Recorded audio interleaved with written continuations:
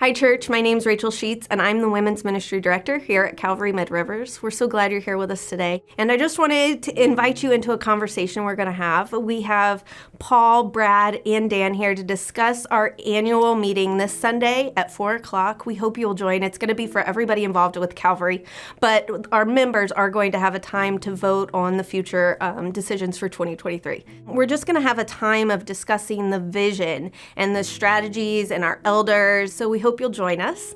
And now I'm going to pass it on to them. Thank you, Rachel. You are a great leader here. I'm so glad that you're a part of our staff team. And folks, thanks for joining us just for really just a little bit of an informal conversation between the three of us. We'd really like to be able to help you kind of know some of the things we're going to talk about on Sunday at the business meeting.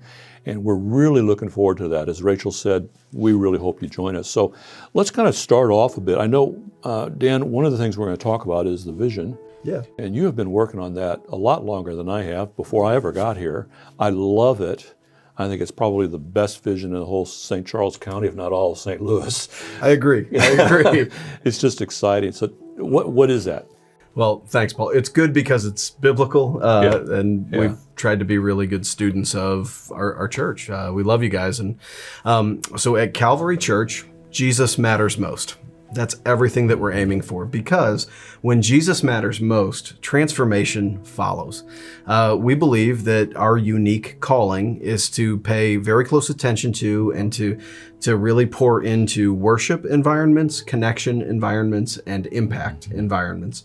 So at Calvary Church, if somebody says, "What is your church all about?" Jesus matters most, and where Jesus matters most, transformation follows. At Calvary, you'll find a strong commitment to those three things: worship, connection, and impact. You know, one of the things I really like about the vision is that it really places discipleship, which used to be thought of as just a small little program. Mm-hmm. It basically places discipleship with transformation as the overall vision for it. What do you like best about the vision? I love, even just understanding our church context, like two of these words, inspirational worship and irreplaceable impact are words that are very Calvary. They're built into our DNA. And so to keep those feels right, but also to create a space for connection, right? And connection is these places where people are connecting relationally, because when we connect relationally in spaces, growth comes from that. So the elders have formally approved this vision for the church, and we're so excited about it for the future that we really want to talk about it. The elders also, just this week, have approved a leadership structure as to how we're going to go about that vision, especially during the interim. When we talk about a leadership structure, we're simply talking about who's involved and how and what's the connection. So when you think about a structure, I know for me, especially by being somewhat new here at the church, when I think about a structure, the reason that we're trying to do this is we're trying to free up space. So we know we've got the elder board. God has said in the scriptures, the elder board holds the responsibilities of oversight and governance and shepherding, but they need space to be able to have the time to be able to focus on those things. And so our structure has said we're going to purposely form two teams that will report to the elders, a finance team and a personnel team. You're going to be a part of both of those as well as other folks. And then they're simply going to be able to kind of take that load off of the elders and yet still reporting to the elders. Along with that, we're going to set something brand new that really only churches in these kind of seasons do it. It's an advisory team. And that's going to be made up of people that are from the church. And so here's the other beauty of a leadership structure. Not only do you want to create space, but you also want to try to figure out how do elders, how do staff, and how do ministry leaders, volunteers all get interconnected, all get interchanged, get interfacing together. And what this allows us to do is to have all three of those groups on all of these teams. So the purpose of the advisory team is basically to say, we're here to give you feedback, elders, but also we're going to recommend certain key initiatives as to what we're moving.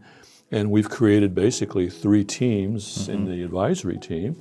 And you'll hear about that at the business meeting a little bit more, but we've created a governance team to be able to work on some of those things that simply give us that foundation. We're creating a visioneering team, and we're creating a reconciliation team. Reconciliation is to be able to say, again, straight talk. We know what we've gone through in the last year. We know that there are people that have really struggled with some of that. We've seen God do some amazing things at the same time. Yet we also know there may be just quietly, subtly, behind the scenes, not a big upfront piece, but we know we want to be able to help people's relationships, because the relationships in the community is actually the strong DNA of Calvary over decades, over the last 6 decades. Well, and if we are to be gospel-centered as a church, our integrity as a church, our ability to do mission, vision, strategy, all of that really hinges on our ability to speak and preach the gospel into our lives and our relationships. That's so good. That's exactly where we're going. In fact, now, Dan, you're going to be really working with that visioneering team, and I know it's going to break out.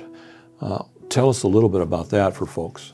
Yeah, it's taking what we're aiming at and following through on it. So if transformation is our commitment to transformation happens in worship, connection, and impact environments, we're going to have a team to attend to each. One thing I'm really excited about is asking the question, what does transformation look like for Calvary people? Like, what is God intending to do by our participation in this community? And these teams will work together and work on each of those environments to lead us well to pursuing the vision that we feel like God has put in front of us. That's so good. When we think about vision, so we want to share with you, everybody, about this leadership structure, but we also want to walk you through the budget, because the budget done by Brad and Chris and Joe, they've done a phenomenal job. And the budget's going to actually fit that vision too, isn't it? Yeah, absolutely. Again, time and time again, as we've been working with the elders, they have hammered home, hey, make sure it connects to the vision. We want to have a budget that is connected to the vision, that's organized around the vision. And when I think about a budget is just this opportunity to creatively imagine how God is going to work through the faithfulness of his people financially. And so that's a really actually exciting way to think about a bunch of numbers and tables and spreadsheets and all You've these had fun things. doing this, right? I really have. I really have. I've found a dork side of me that I didn't know still was there. But so I'm just excited. Church, the board has approved a budget of $3.4 million, which is conservative. It's based on giving trends, and really looking forward to unpacking that and showing just, hey, where is our vision lining up with the money, the finances that you, church, are faithfully offering and giving as worship to the Lord, but also to partnership in the ministry that we're doing together. So on Sunday with our business meeting, we're also going to have some opportunities to hear just from at least 3 folks kind of telling their story about their testimony of God's graciousness during the last year. We're, of course, going to be voting on new elders. Not new, they're actually returning, and we'll be doing that as well.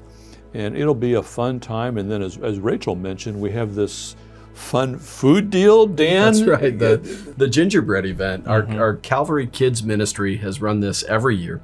And they've been so gracious to see the purpose in this annual meeting, the way we're doing it this year. So they're bringing their event to us.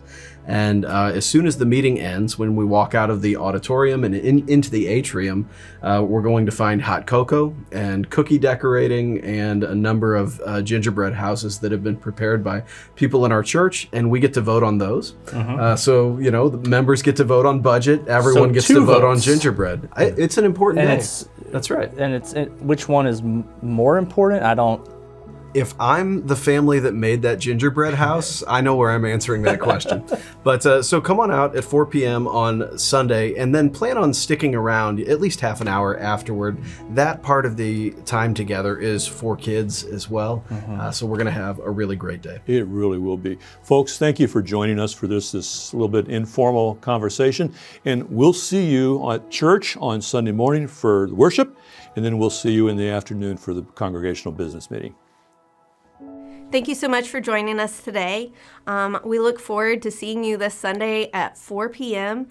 Following the annual meeting, we're going to have a gingerbread event. So some cookies, some hot chocolate. You get to vote on the best gingerbread house. So we hope you will join us again, 4 p.m. this Sunday. Thanks.